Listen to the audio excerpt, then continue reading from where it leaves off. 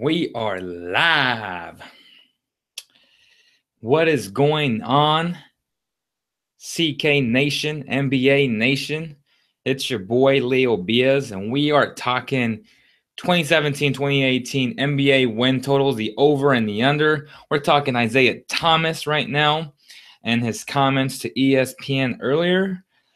We can talk about Kings depth charts. Tomorrow, De'Aaron Fox and Justin Jackson are holding or hosting a press conference to pretty much bring awareness to the entire Houston situation right now. It's really unfortunate. My prayers goes out to all the people out there suffering. It's awful to watch. I mean, houses are flooded. So much turmoil going on right now, man, and it's super unfortunate to really see all of that. It can happen to anyone, it can happen to any of us in California. Houston being the fourth biggest city in the states, it just comes to show that any city can get hit, and God bless them. And if you guys can help and donate to I believe it's the Houston Red Cross, or I mean, there's a bunch of organizations that are that you can go and do a GoFund or just donate some money to help out. It's all for a good cause. Hopefully you guys can do it. But yeah, we're talking NBA totals, overs and unders. If you guys don't know, the over and the under for the Kings is, according to the Westgate, it's 28.5 over and under. I saw some other casinos in Las Vegas that had them at 30.5. 28.5 is very, very interesting. You got the Lakers at 33.5, which is also very, very interesting. The Cavaliers and the Celtics, I don't know if I would put out a line yet because the deal with Isaiah Thomas is not official. I'm about 95% sure it's going to happen. Something bad has to go wrong for it to just collapse, right? For the most part, I think the deal will get done probably on Thursday, the latest. I think that's the deadline they have to really sort this thing out and just make it official. But I am just waiting for you guys to join the conversation. Let me check out the phone. Let me see who has who is watching, and if you guys are, oh snaps, let me check real fast. But yeah, guys, the Kings are 28.5 over and under for total wins for the season. Are you going to go to Las Vegas or Reno, to the state of Nevada, to place a bet? Do you like the over and the under with the Lakers? A lot of people are taking the under because they don't believe that the Lakers are that good to really jump and make that type of a jump. Here it is. Here I am. So it looks good. The audio is good. Let me see what the live chat's saying. Nothing right now. Nothing right now. Oh, okay. Danny says 28 over and under. I agree with that. Okay, so are you taking the over or are you taking the under, Danny? Let us know right now. I want to know. I want to know. Yeah, going back to Isaiah Thomas, guys. This situation got a little bit scary, I think, for the Celtics. A lot of people had said that the Celtics had leverage, and I was thinking, like, I don't think they have leverage because you pretty much just traded away a piece that was loyal to you guys, that gave you everything he had, and he embodied Boston, but then you just go ahead and trade him like that, like if he was just, like a nobody. So when they said they had leverage, I don't buy it. I feel like Cleveland had the leverage because, yeah, Kyrie might not want to play there and not play with LeBron, but you're telling me that as a competitor and knowing what the situation is like, I feel like it'd be a lot easier for him to go back to Cleveland and just sort some stuff out, maybe get traded at the deadline if things are not working out. But if Kyrie goes back to Cleveland, they're going to the finals again. With or without him, they'll be in the finals. But I feel like the deal will get done regardless. The Celtics might add the second round. They have about 4 second-round picks, I believe.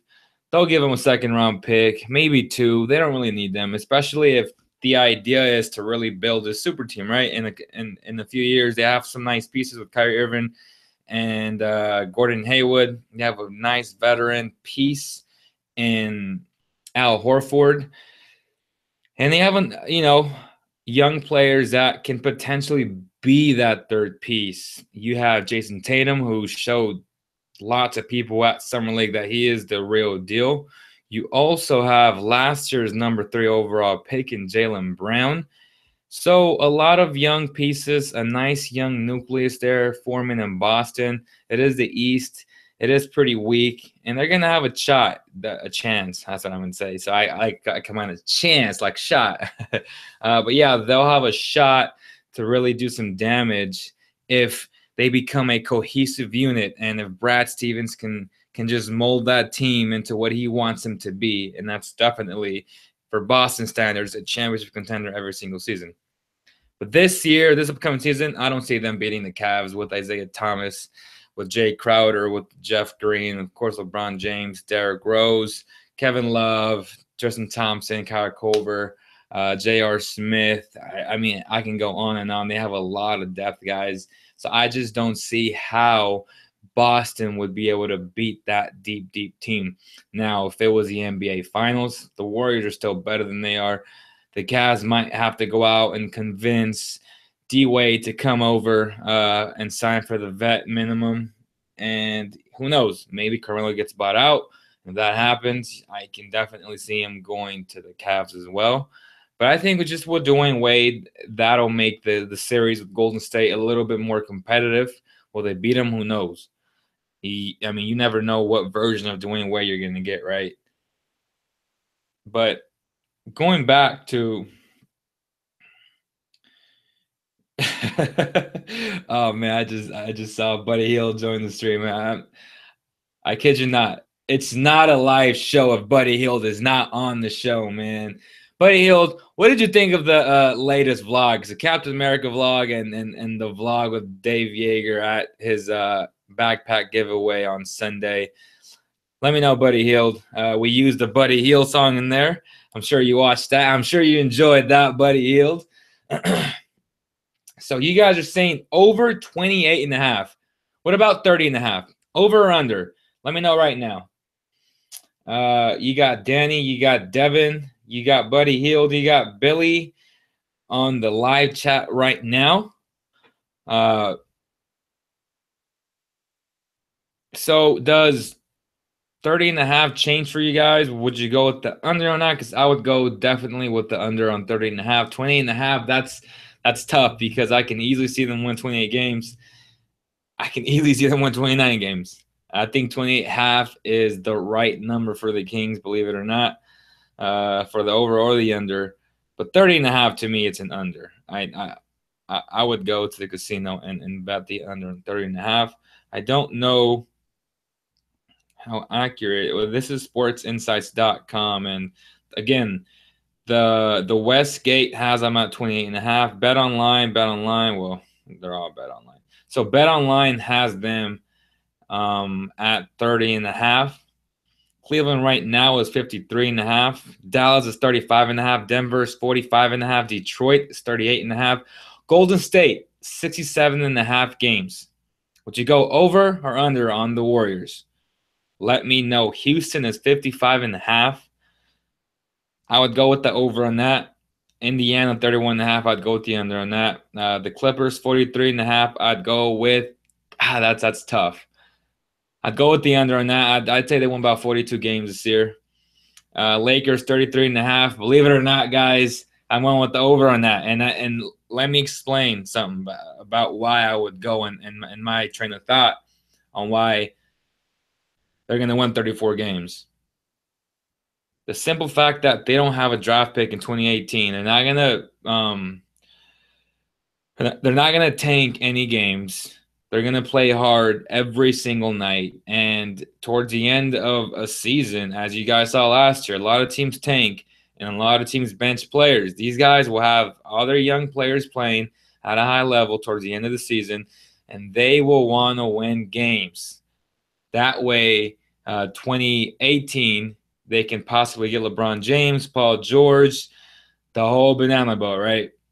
So we'll see what they do, but a lot of people will have them going with the under, and again, that is crazy for me to admit that they will win 34 games at least.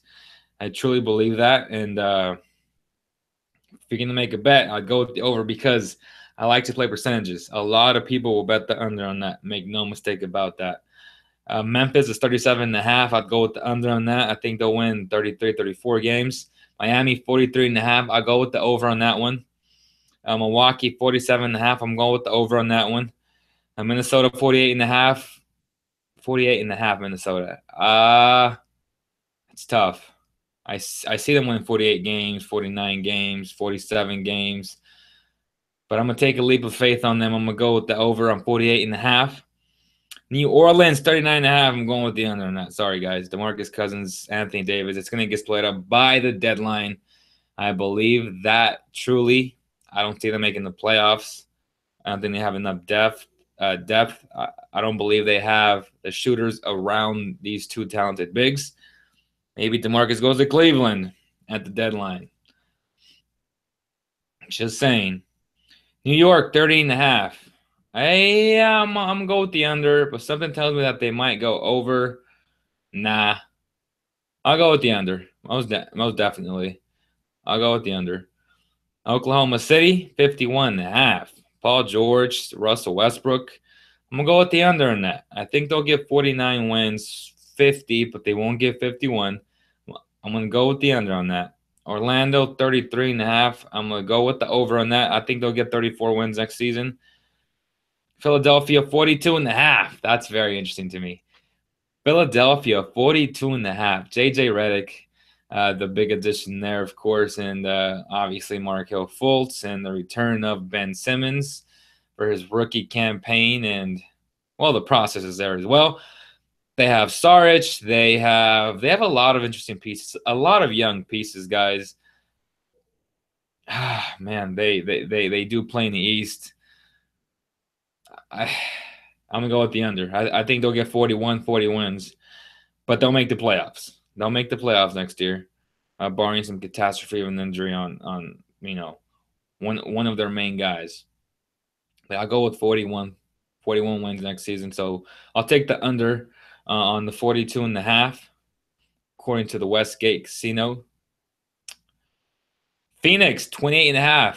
Phoenix, depending on what they do at the deadline, if they try to package up some young pieces and bring an all-star veteran, I don't know who that would be. Maybe they can sneak in there in that Cleveland trade and say, hey, dude, Kyrie, come over here. I want to package up Josh Jackson and a couple of my pieces, Eric Bledsoe, throw in a first-round pick. Hey, Cleveland's listening. I'd listen if I were them because this ain't official yet. So Phoenix, 28.5. For now, I'll go with the under. Depending on what they do, it might be an over. Portland, 42.5. That team is tricky. They have a bunch of bad contracts. Obviously, they have one of my favorite players in the NBA, and Damian Lillard. CJ McCollum, a class act, a very talented player. Nurkic as well, who they added, but is very prone to injury. So I'm going to go with the under. I think they'll get 40 wins. Portland, Sacramento 28.5. So that's tough. That's tough, man. But I'm gonna go with the under. I just have to. It's a very tough bet. I can easily see them going with 29 wins. I don't see them getting 31 wins. 30 wins is the max for them next season. But 28.5, that's the best number. I think the most difficult number because they can easily go over and under on that one. San Antonio 54.5. I'm going with the over on that. I think they'll get 57 wins next season. Toronto 48.5. I'm going to go with the under. I think they'll get 47 wins. So Toronto 48.5. I'm going to go with the under. Utah 40.5. That's tough. I feel like even though they lost Gordon, they still have a very talented team. Damn. I'm going to go with the under. I think they'll get 40 wins. But I won't be shocked if they get 42 wins. Washington, 47.5. I'm going to go with the over on that. I think they'll finally reach 50 wins next season. So go with the over.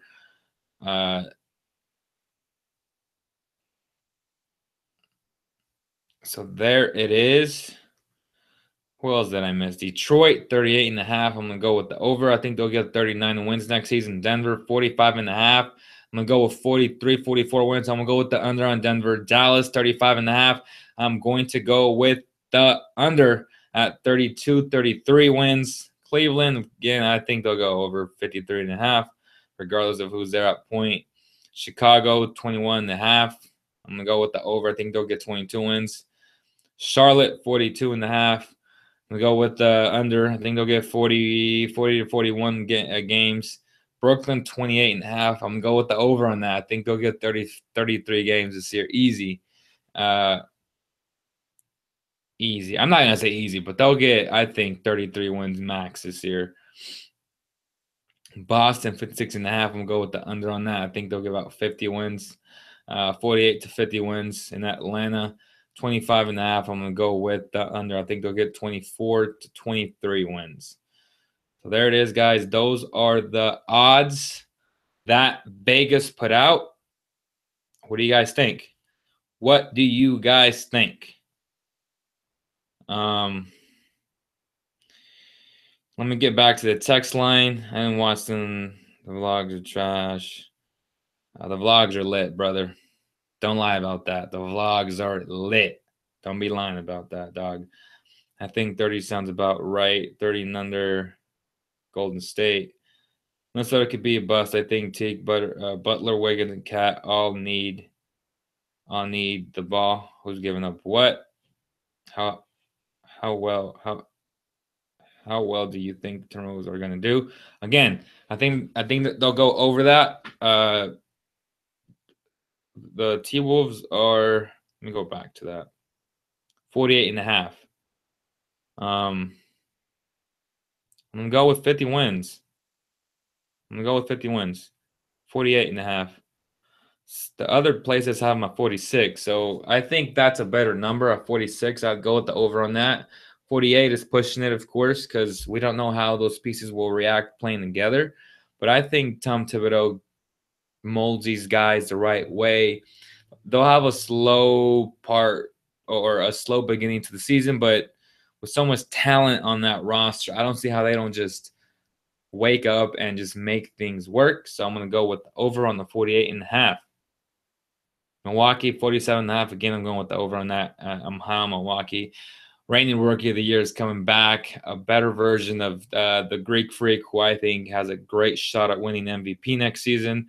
So I'm going to go with 50 wins at least for the Milwaukee Bucks. Memphis, 37.5. I'm going with the under, and that's an easy under. Miami, 43.5. Whatever I said earlier. So that's what I think. Shagofa Ramani. That's what I believe. Let me know what you guys think, though, for real. Let me see. What is Chicago's over-under? Chicago's over-under is 21.5. I think they'll get 22 wins. So I'd go with the over on that. Chicago, I'll go with the over on that.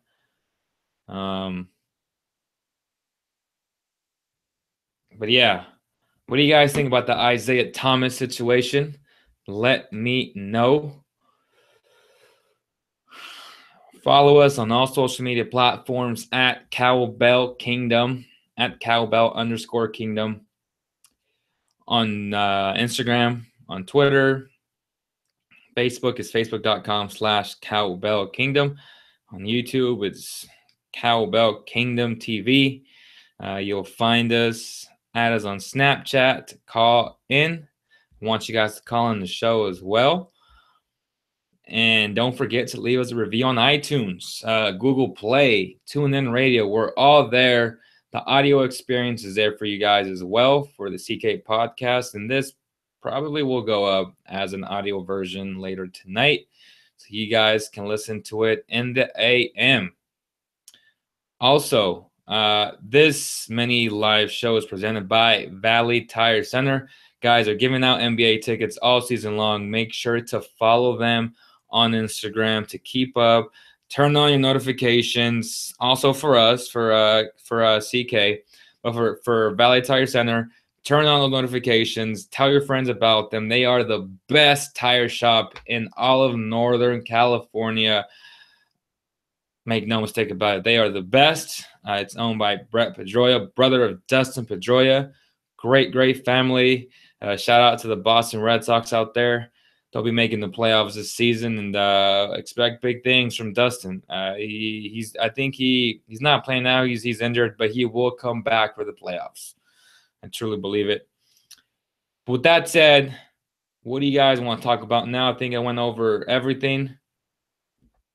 Let me check what if you guys have any questions. What did you guys think about the vlogs, the Stockton Con vlog and the Dave Yeager vlog? Do you guys like that type of stuff?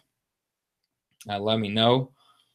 Which Kings players are going to Reno this year? I believe Harry Giles will be in Reno, and so will Frank Mason for a little bit, because the Kings have a lot of guards, and I just don't see how Frank Mason breaks the rotation unless he just steals De'Aaron Fox's spot, which I don't think is going to happen. Who knows? We've seen things like Isaiah Thomas playing over Jimmy Fredette in the past, so you just never know. But I won't bet on it. I feel like De'Aaron Fox is the real deal, and he's going to show that every single night. I just don't see how Frank Mason plays over George Hill either. I just don't. So expect some playing time for Frank Mason and Harry Giles in Reno. They'll develop their skills under Derek Martin, who plays the exact same style as Dave Yeager, high post offense.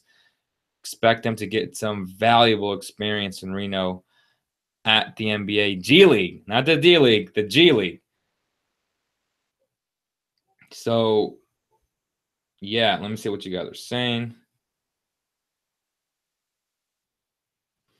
Okay. I think that is about it. So again, going back to Isaiah Thomas will have a chip on his shoulder whenever he comes back. I don't believe he'll be back for the beginning of the season. He'll be back in December, I'd say, the latest. And when he does come back, he's coming back with a vengeance. Make no mistake about that. He will play once again, and he's always going to practice because everybody always doubts him. He's 5'9", so he's always going to play with that chip on his shoulder. He's gonna tear some stuff up. So expect a big season from him. He's on this final year of his deal, so he's gonna want to get paid as well. So I expect that's gonna really benefit the Cleveland Cavaliers in the long run and in the playoffs when they start running over teams in the East. But ultimately, I do see the official or the original trade of Kyrie for Isaiah and Jay Crowder and the Brooklyn Nets pick and the guy from Europe, I forget his name, ZZ, whatever his name is. They'll probably get an extra pick, maybe in the second round as extra compensation. But Isaiah Thomas will ultimately be a Cleveland Cavalier next season. He will ball out, and they will be in the NBA Finals. That's my prediction. And I tend to be correct a lot of the times. But going back to the Kings, I'm going with the under on that, 28.5. I can see them get 28 wins. I can see them get 29 wins max, but I'm gonna have to go with the under. I hope they prove me wrong. I hope they get 50 wins next year, but it won't happen. Yeah, that's my take on the over and unders for all 30 NBA teams. Billy says, "Are you expecting the Kings to do anything through the season in terms of trades or something, Or will this be just a quiet year for us just watching these rookies grow? It's exactly it. That's what's going to happen. It's a year of development. Expect a lot of head scratchers at times because the team is super young, but also expect these guys to go to go all out every single night. Blood, sweat, and tears every single night. These guys care for each other. They genuinely like each other, which is a very good thing. The culture right now is positive.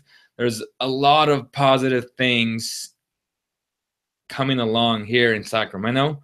So expect a lot of excitement, but a lot of mistakes because these rookies have not been in these type of situations. And that goes for the second-year guys as well.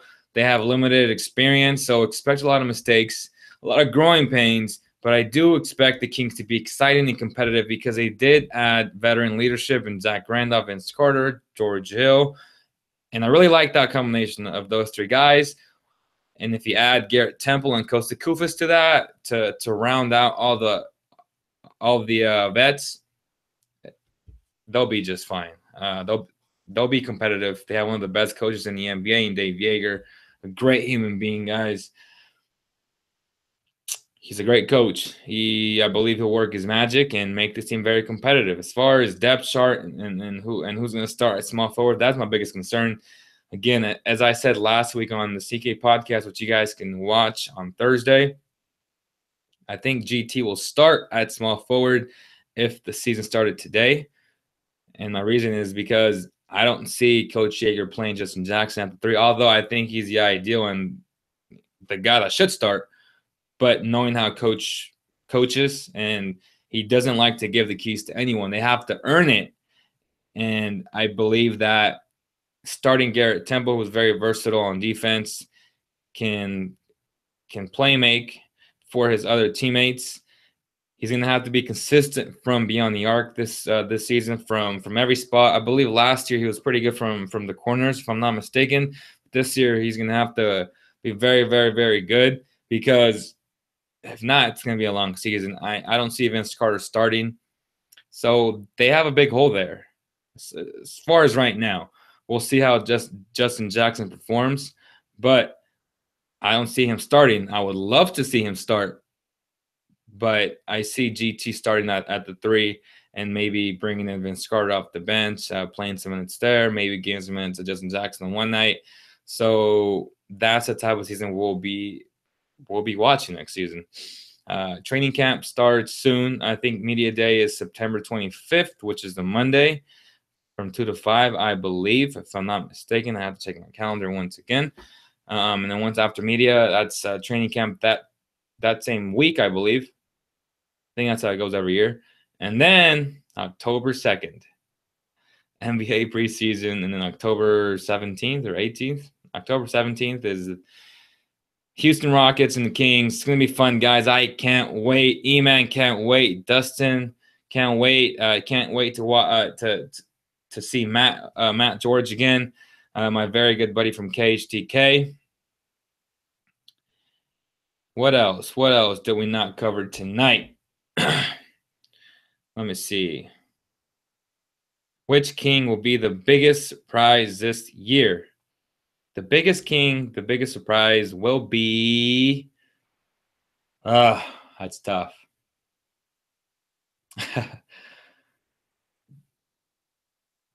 I'm hoping that Scal breaks out, man. He showed signs last year, and I think Scal will be the biggest surprise next season. But that will do it. I'll see you guys tomorrow. We'll have the press conference from Justin Jackson and De'Aaron Fox. And then on Thursday, the CK podcast with Dustin Details Break Bill. Till then, thank you guys so much for watching, for listening, for supporting Cowbell Kingdom. On behalf of the entire team, peace.